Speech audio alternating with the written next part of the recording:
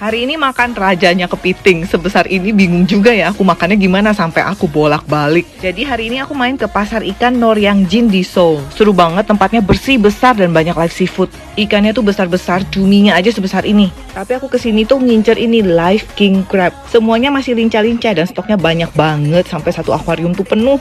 Aku langsung dipilihin yang seger sama penjualnya, tapi sebelumnya numpang foto dulu dong. Setelah kalian pilih kepitingnya, nanti terus ditimbang. Ini aku punya 2 kiloan, harganya 140.000 won. Kalau udah bayar nanti dibawa ke atas ke restorannya, nanti bakal dimasak di sini. Sama ibunya nanti bakal dilihat kamu beli apa aja, terus nanti dikasih tahu masaknya enaknya diapain. King crab enaknya di steam, ongkos masaknya 25.000 won. Udah nggak sabar, langsung aja kita makan. Habis dibuka batoknya kita patahin dulu kakinya. Nah kan kakinya aja tuh besar banget, bukanya harus pakai gunting ya, digunting kayak gini. Nih guys, dalamnya isinya itu full daging semua. Gak sabar pengen cepet-cepet makan, malah jatuh deh. Ini tuh enak banget, manis, lembut, umami, gak usah pakai bumbu apapun udah enak. Banyak artis juga suka makan di sini loh, nih salah satunya. Siapa yang tahu?